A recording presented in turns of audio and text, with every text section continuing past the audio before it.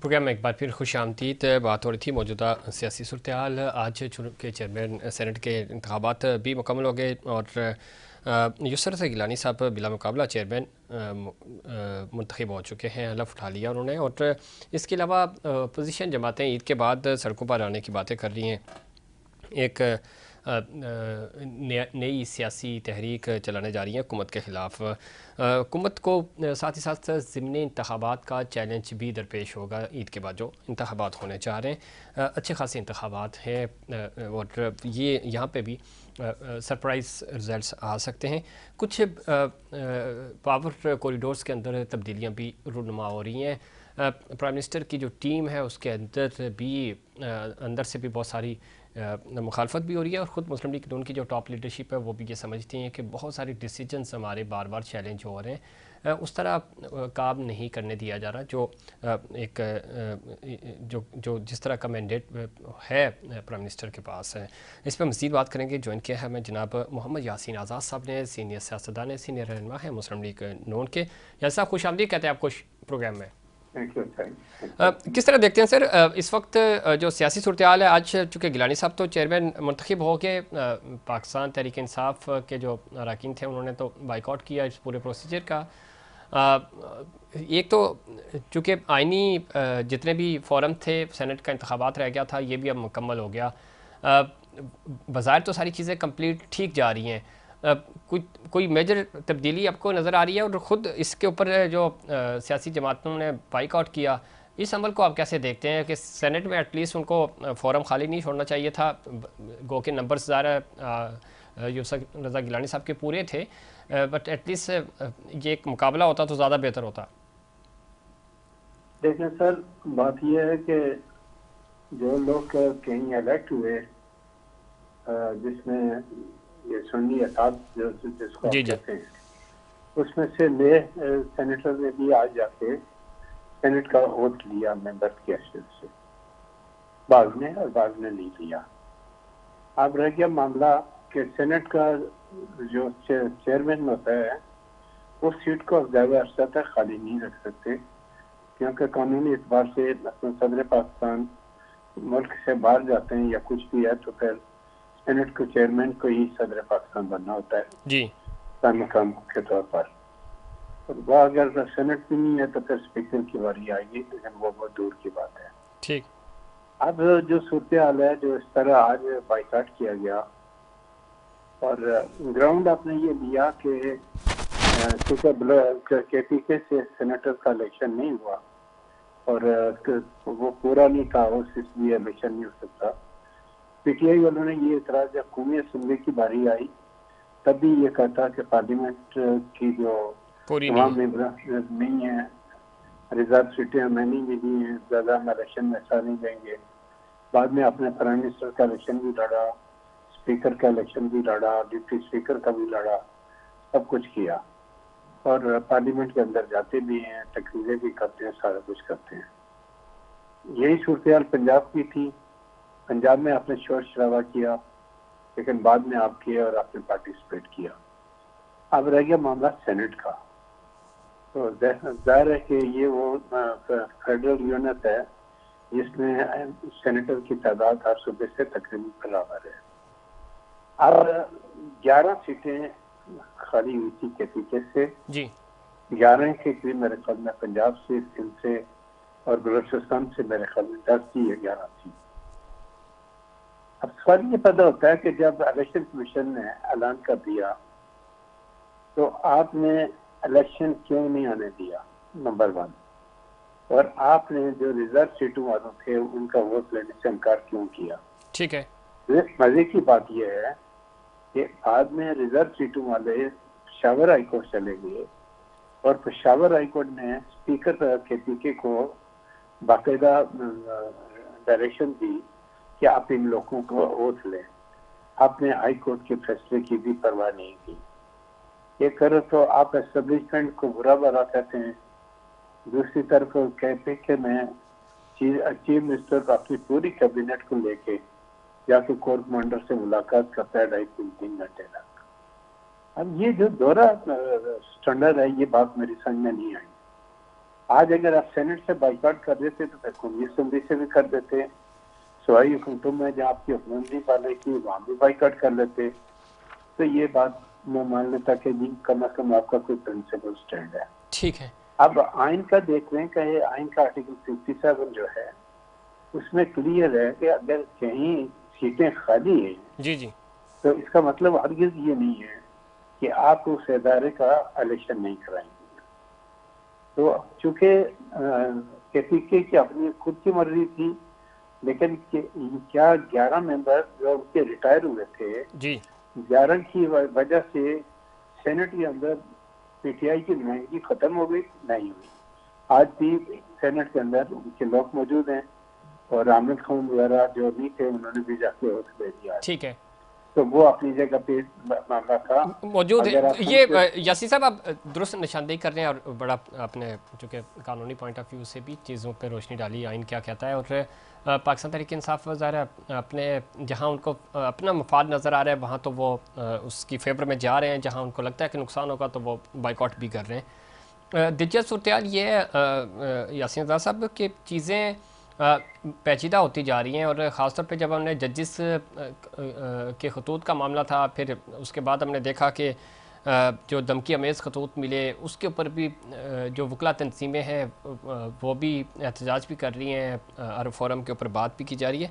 तो ये एक आइनी तौर पे जो एक नया एक बहरान सामने आया, इसको क्या आप समझते हैं कि ये जानबूझ के कोई इसके पीछे कोई साजिश है, या ये या इस टाइम का इंतज़ार किया गया? चूँकि इसको बेस बना के अब ईद के बाद भी हम देख रहे हैं कि सियासी जमातें जो अपोजिशन की हैं वो आ रही हैं, ख़ुद हुकूमत के ऊपर बहुत बड़ा प्रेशर बिल्ड किया गया इस पूरे अमल में।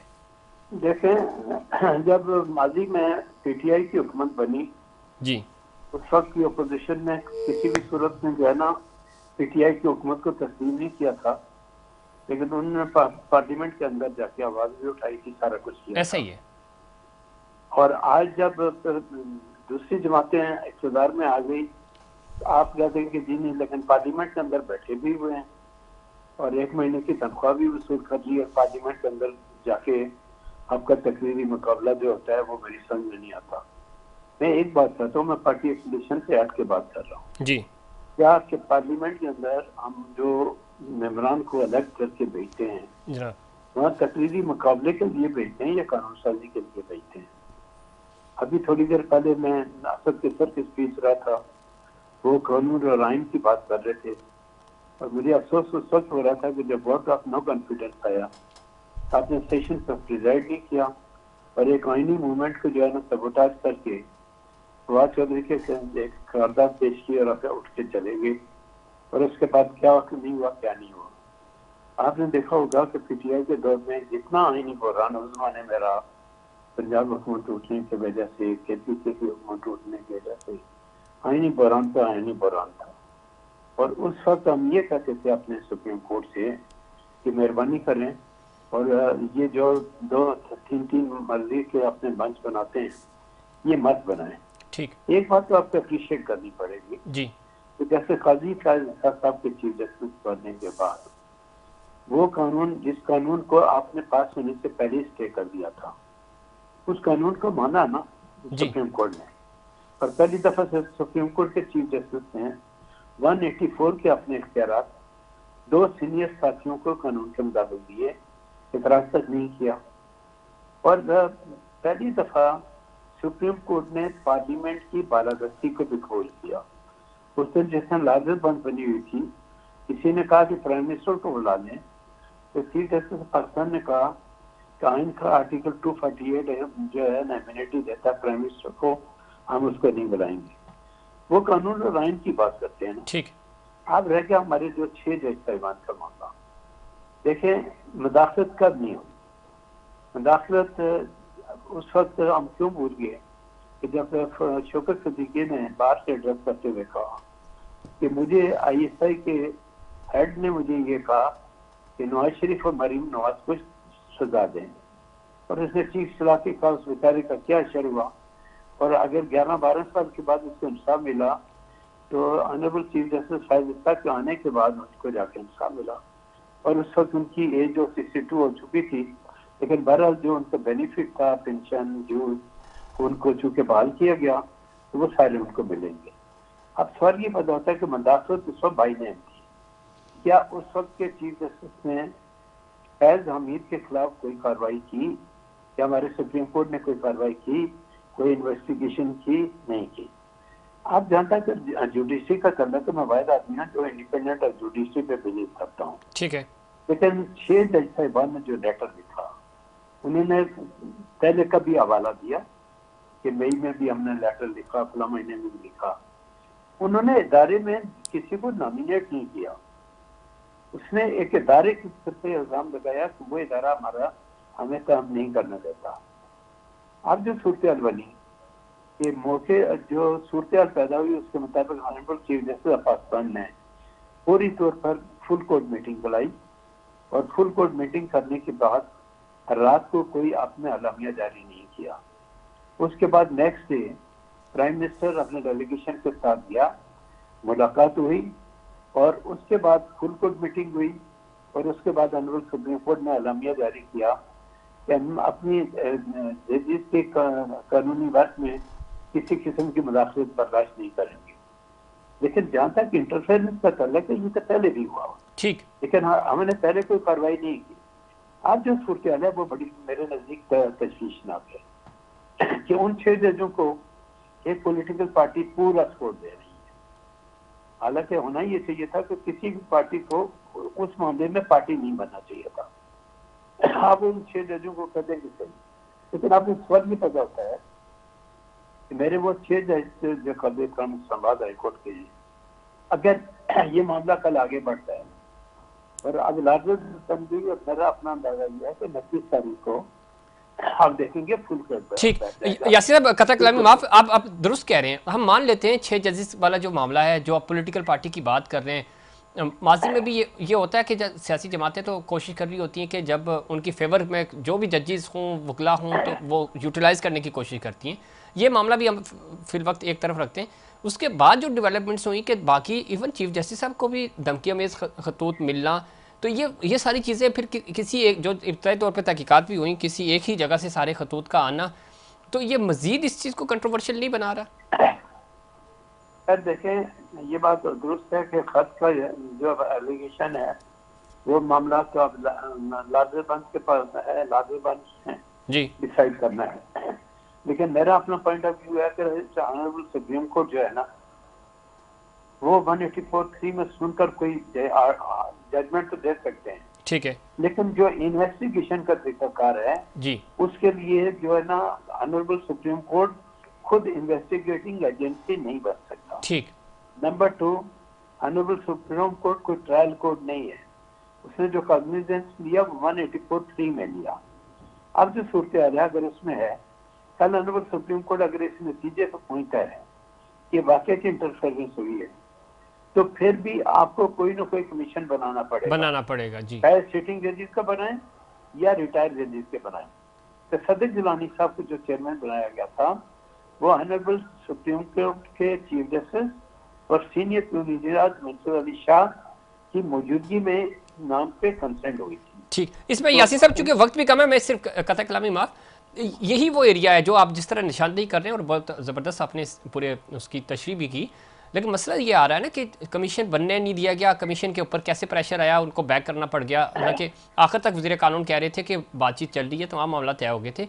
यानी जो मामला बहुत जल्द हल हो जाना चाहिए था, वो तूल पकड़ता जा रहा है, जिसका फ़ायदा अल्टीमेटली ना तो अदलिया को हो रहा है, ना रियासत पाकिस्तान को हो रहा है। तो ये कौन एरिया हैं, कौन लोग हैं जो इस पूरे मामले को ग्रे एरिया में रखना चाह रहे हैं?